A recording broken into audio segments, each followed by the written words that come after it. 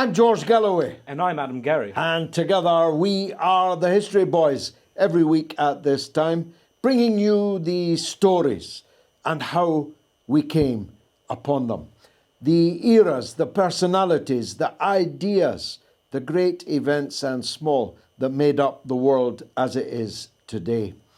Today, Adam, we can do no other than discuss the dramatic turn of events in Venezuela, where some guy in the street in Caracas has sworn himself in as the president of the republic.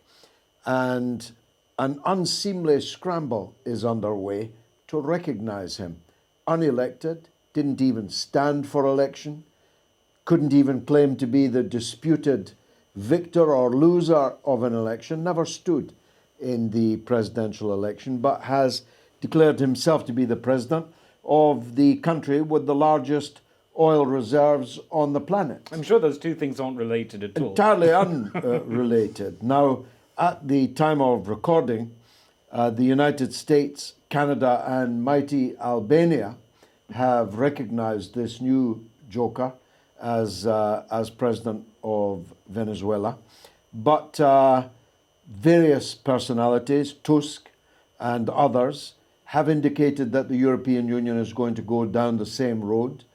Britain has, as it last did in Cambodia when it continued to recognize Pol Pot, despite Pol Pot having zero claim to controlling the territory, which is supposed to be the British yardstick. We recognize whoever controls a particular piece of territory as the sovereign government there. What's it all about? Where did it come from? And what is the Bolivarian Revolution that Maduro stands for? Well, the initial Bolivarian Revolution took place in the early 19th century. It was named for Simón Bolívar, a great anti-colonial leader who went against Spain. Now, some of the themes about Bolívar's life have come to haunt subsequent self-professed Bolivarian leaders, insofar as he was trying to achieve independence from his country outside of the Spanish Empire, but in order to do it, he had to rely on not only the peasants, not only the underclass, but also on local oligarchic families who he had to convince would be better off under a Republic of Venezuela than under a kingdom, an empire of Spain.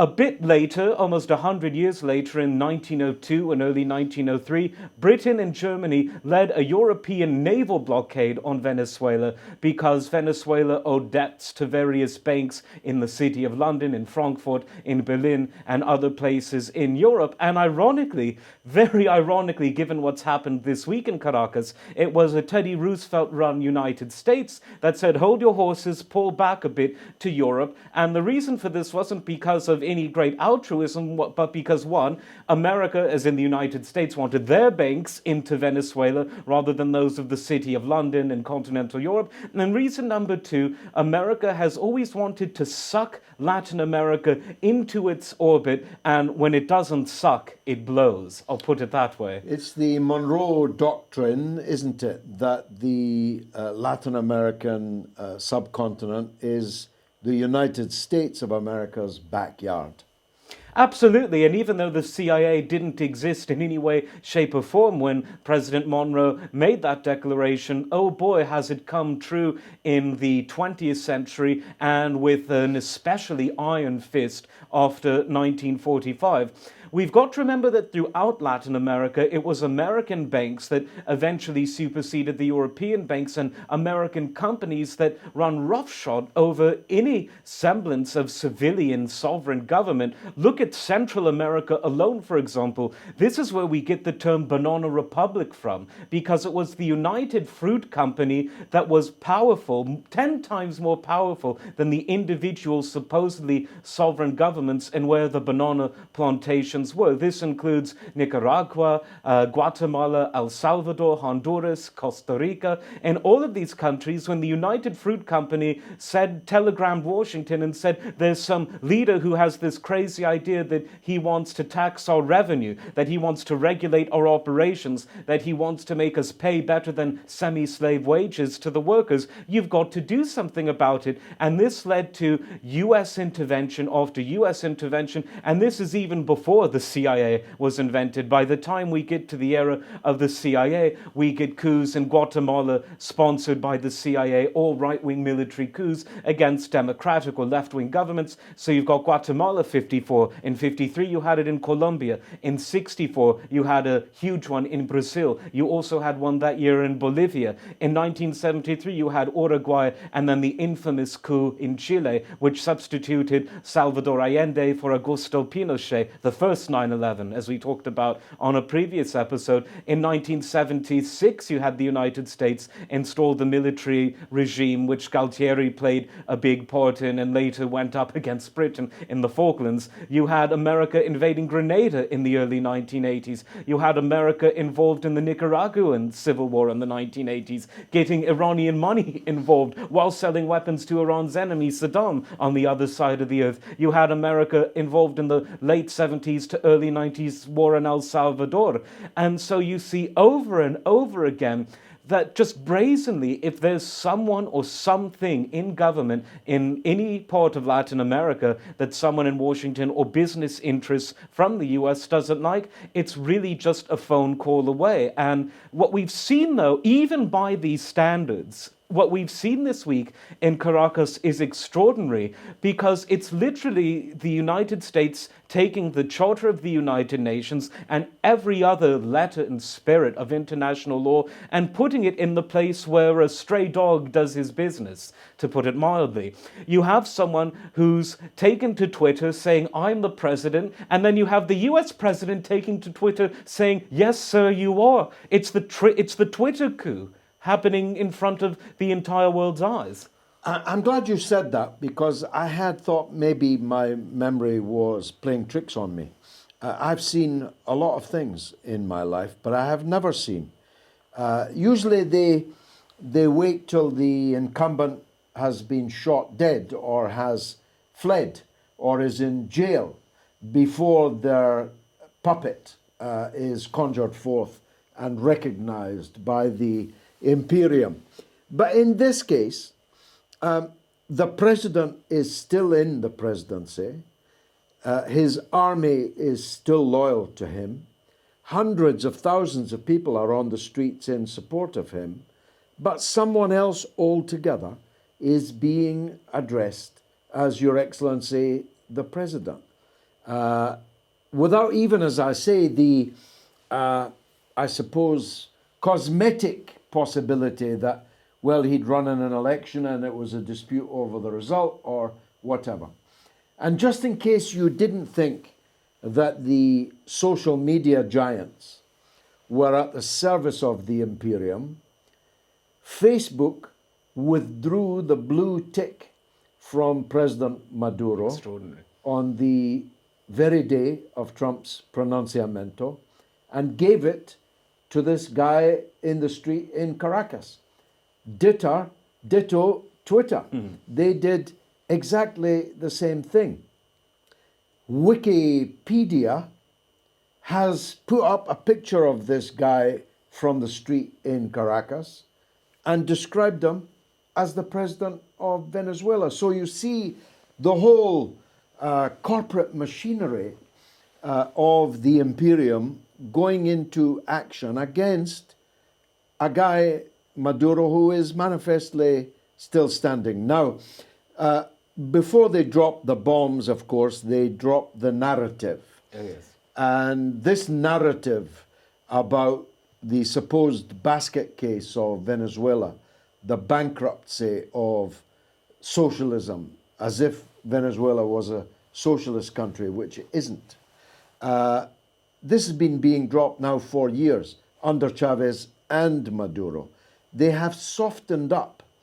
I can only speak for the British public, but I've just been with some people who ought to know better, who imagine that Maduro has been deficient in some way in the economic problems that now beset Venezuela. But in truth, Venezuela is in economic trouble because of American sanctions, sabotage, and the American drive to keep the oil price down precisely to cause problems for Venezuela, Russia, and Iran. Am I not right? You're absolutely right, and I want to get into that in a second, but getting to the earlier point of the statements you were making, the history of how media is involved in international relations, this is going to be a very interesting case study, hopefully in a saner world, possibly at a Chinese university in 30 years' time when they look at how the West manipulates its audience. In the Vietnam War, the film reels, because it was film in those days, that were coming back stateside to be processed, showed a world, a war that was far uglier than the establishment wanted people to imagine. By 1990, the establishment realized that televised images don't always go in their favor, and so the Gulf War of 1990 became very staged managed. It was now live TV, satellite TV, no need for the film reels to be processed. In the Iraq War of 2003, it was much the same. I could say that about 1999 in Yugoslavia, but that was being ignored because Monica Lewinsky was, of course, in the news, while Tony Blair quietly made a speech at the University of Chicago saying that you help people by killing people, this perverse thesis that many just accept as true without questioning the illogic of it. Now, though, we've taken it a step further. The powers that be saw how during the Syria crisis, the power of individuals on social media challenging the official narrative could actually make waves. People saying, hold on, I don't think what you're saying is right. Hold on, someone on the ground has sent me this evidence which contradicts what you've got via satellite from the Holiday Inn or Marriott Hotel in Beirut from someone who's never even set foot in Syria. Getting wise to that, they've realized that you've got to control the social media narrative. And so you had the phenomenon, speaking of this guy, Juan Guayido, the fake president of Venezuela. He had the blue check mark on Twitter, was tweeting images of him swearing himself in as president in the middle of the street. It might catch on, that idea, Adam. Oh, well. I might swear you in this afternoon as I'd be Minister for Culture. I think I'd be very happy to do that, and let's hope that Albania, Canada, and the United States agree. But this is the extraordinary thing. On his Twitter biography, he didn't update his old job. So you now have the phenomenon where someone is being recognized throughout the Western world anyway for a stunt that he pulled without even updating his own biography on Twitter. They ought to call it the I'm the President of Venezuela challenge and have the kids in Oklahoma and Texas and Swindon and Marseille do the same thing. But getting back to the economy, there's two important things. One, even if you hate someone's economic system, that doesn't give you the right to invade them. Look at Libya. Libya was a rich country when the US invaded Libya. And Venezuela's a country that, of course, could be a lot richer, but it's got the problems of sanctions, an artificially low oil price, something that affected many, many presidents in Venezuela, including the right wing, called a Dutch disease, when you don't diversify your export economy away from one generally valuable commodity. That's something that's infected many Venezuelan leaders, both on the right and the left. But in any case, it's as though we're living in a parallel dimension, that people actually have to justify, oh, you don't need to go to war with that country. The interest rates are actually stabilizing. What is this nonsense? You don't invade a country that hasn't invaded you. It's anathema to international law and to ethics. It's the ultimate war crime. Making aggressive war was adjudged at Nuremberg to be the ultimate crime. Yes. But that's what they are doing. Venezuela broke relations after Vice President Mike Pence, and my goodness, if you thought Donald Trump was bad, wait till you see Mike Pence, and ordered the American diplomats to leave, and the United States government refused to leave and said that it was keeping its diplomats there, and if any harm came to them, then the United States would take military action. So I wouldn't like to be those diplomats now, because I'd be thinking the American government itself might harm me in order to blame Venezuela and provide a pretext for war. As I wrote this week on RT.com, not since Hitler claimed that Poland had invaded Germany and therefore the Nazis would have to wipe out Poland has there been a more transparently bogus pretext for a military aggression by the most powerful country of the age. Absolutely, and that's why I refer to it as a very 20th century coup, but with unmistakable 21st century characteristics. The kinds of things that are now being stated on Twitter, you have Mike Pompeo, as we renamed him the other week on Sputnik, Hippompeo. Hippopompeo, that is.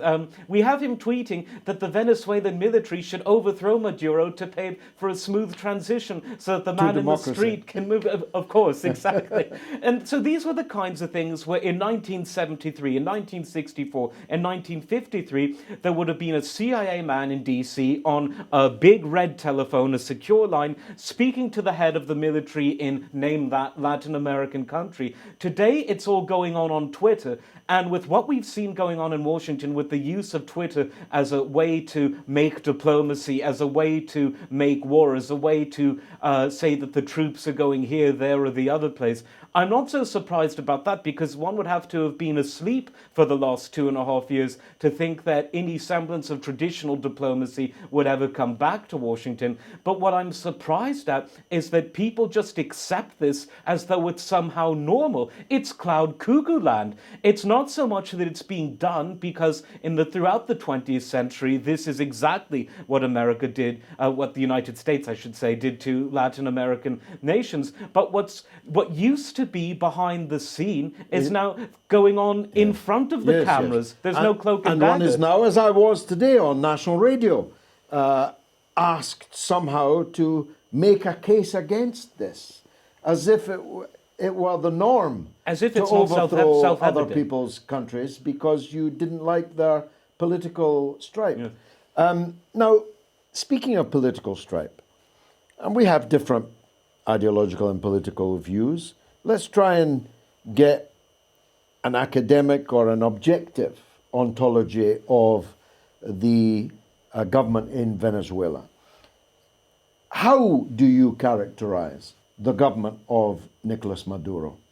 I categorize it as a socialist government within the framework of an open democracy, a bit the way that I would categorize Clement Attlee's government in Britain. Clement Attlee didn't abolish private enterprise. He didn't abolish currency trading in open markets. Britain remained Britain, but what he did do is nationalize certain industries. And in the case of the National Health Service in Britain, he created a nationalized industry where before there were just disparate, semi-private, semi-charitable, and totally private things. So Hugo Chavez and Nicolas Maduro, his successor, have done something similar. And in many ways, this followed the general trajectory of Venezuelan politics, where even self-proclaimed moderates in the 1990s were heading towards that direction. It's just that Chavez did it in a much more blunt, much more overt manner, and he said that when we nationalize these industries, we need to distribute the proceeds of the wealth more widely. And when the oil price was very high in around 2002, this worked very well. I would argue that the biggest problems with Venezuela aren't a capitalism versus socialist argument, but are a matter of, one, sound money, which we talked about a few weeks ago. The currency policy, the monetary policy in Venezuela has been a bit topsy-turvy, and they should have put a lid on that early on. They could have even pegged it to the oil price, which Maduro, to his credit, did in creating a cryptocurrency called El Petro, that the United States first forbid its citizens from holding, then said, if you hold this, you can't do banking with the United States.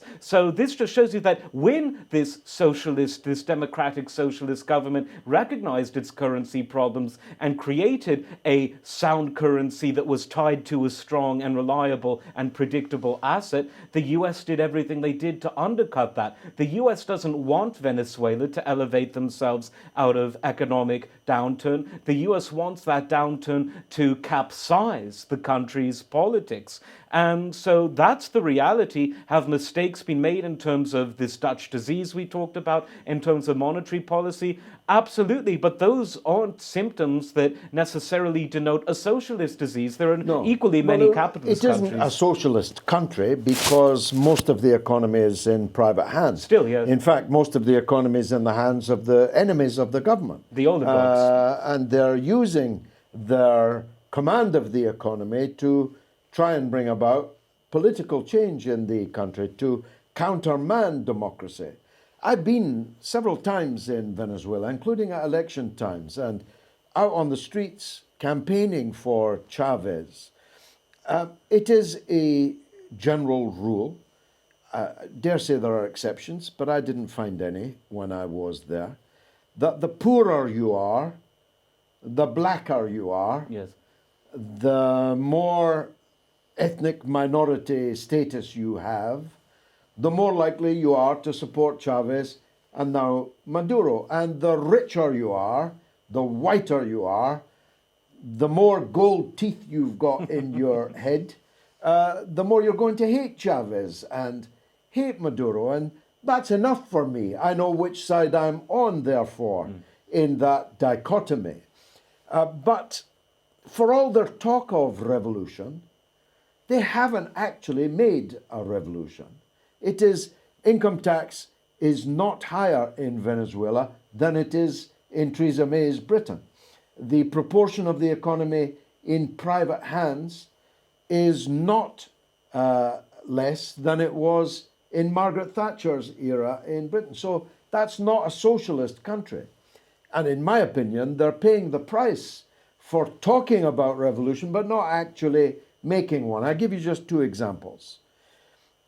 Venezuela is in the midst of a terrible crime wave, just like Brazil, by the way.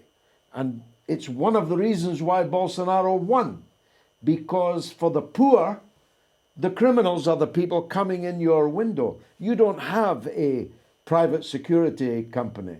You don't have the means of defending your property. The same is true in Venezuela.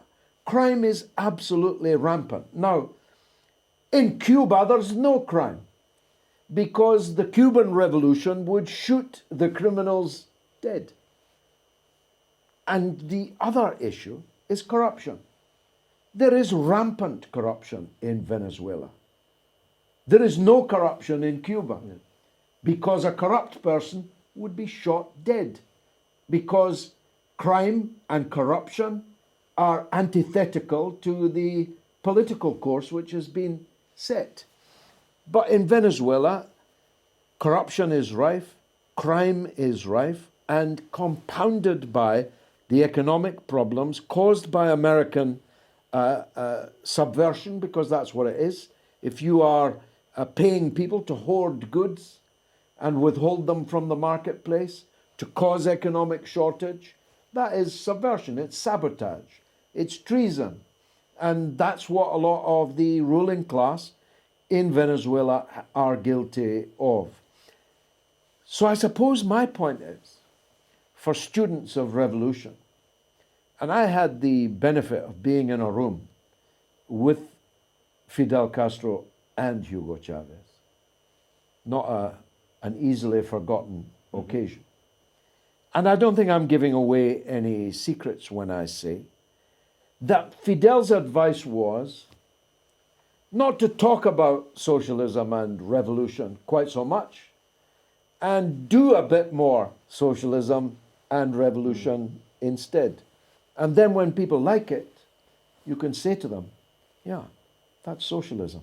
Well, that's what China's done in many guises. And I think one of the key points you make, and this is a Latin American problem quite particularly, but also in the Philippines, which sadly, and I'm campaigning against it, has modeled its political system on Latin America. You see this problem with oligarchs hoarding the goods. You see this problem with law and order. And I think whether you go to the hard center like Singapore, whether you go to market socialism like China, whether you go to communism like Cuba, you need to get law and order under control, because if you have a black market, and I include the thugs in the street and the oligarchs behind the golden gates equally in that, you cannot have a system free from corruption. It's frankly better to shoot one traitor, and I mean economic traitors, whether it's the drug dealer or the agricultural hoarder, than to have an entire nation raped and pillaged and brutalized by crime.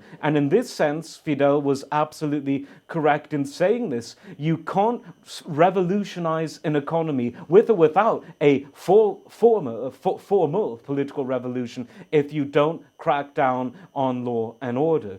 And this is one of the big mistakes they've made in Venezuela, is that they think that enemies who exist to make you not exist can coexist together. It's simply a logical fallacy. And in this sense, when we look at why Singapore has succeeded, why Vietnam has succeeded, why China has succeeded, and why on the opposite of that spectrum, South Korea has succeeded, and even a breakaway part of China that I, of course, recognize as part of China, but which the world knows as Taiwan, has economically succeeded, is because crime in these places tends to be low because it's deterred through harsh punishments, and this goes for political corruption, police corruption, corruption among successful businessmen. And that's why in Singapore, when you say, this is a successful businessman, people look up to that with some sort of respect. If you were to say that to someone in Venezuela, I, for one, would join the revolutionaries in spitting in that general direction. Now, just finally, what do you think is going to happen now? I ask because this is not now just a domestic matter. Trump has internationalized it. So has someone called Jeremy Hunt, who at the time of recording is Britain's foreign secretary. You actually managed to say his name without stumbling on a profanity. Indeed. It's internationalized because Colombia, the neighbor of Venezuela, is, believe it or not, a candidate member of NATO, though it's very far from the North Atlantic. Brazil is an applicant to join NATO. It too has a border with Venezuela. It is quite likely, isn't it, that if the US intend for this to turn bloody, that it will become, at the very least, a new Ukraine, because Venezuela has supporters. Russia, China, Turkey, Iran, Mexico, Bolivia have all rallied to Maduro's side in the last 24 hours. This could get very messy indeed, couldn't it? Well, the most powerful of those militaries that you mentioned were China, Russia, and Turkey. There's a big disadvantage for Maduro in this sense, in that they're located in other hemispheres. The seas around Venezuela have no one to challenge the naval supremacy of the United States in. It is still, in terms of military logistics, America's backyard. Russia doesn't want a nuclear war over this. China doesn't. In fact, China's used very restrained language about it because they know that this is the reality. And Russia, after initially being a bit humorous about the situation, with Sergei Lavrov saying, you don't need Mr. Mueller to find out who's meddling in this particular election, witty though that was, a more sober reality came into play over Moscow. And now Russia's calling for dialogue between Maduro and the pretender, which is a bit odd, because just because someone in the street says I'm important doesn't make him thus. So even Russia's beginning to realize that while regime change in the Middle East is being limited because of the rise of Russia, the rise of Turkey, the importance of Iran in its social constituents in Iraq, in Syria, in Lebanon, and in Yemen. When it comes to Latin America, the great Eurasian powers can't do all that much militarily. It's a question of logistics, and the Americans are still better equipped to logistically meddle in countries on Russia's border, Ukraine, it literally means the borderlands, to meddle in Korea on both China and Russia's borders than the Chinese, the Russians, or the Turks are in respect of a nation that's in America's backyard, and by America, United States of America, of course. And so I think this could get a lot worse before it gets better. There's Mexico, but Mexico needs good relations with the United States or it ceased to exist. The drug cartels could take over Mexico City in a day if the US pulled out of its financial arrangements with legitimate businesses in Mexico. Bolivia is limited in other respects. It could certainly send men over, but that could cause regime change in a previously stable Bolivia. Venezuela has lots of friends, but the important ones are very far away. I don't see this ending well unless one of the following happens.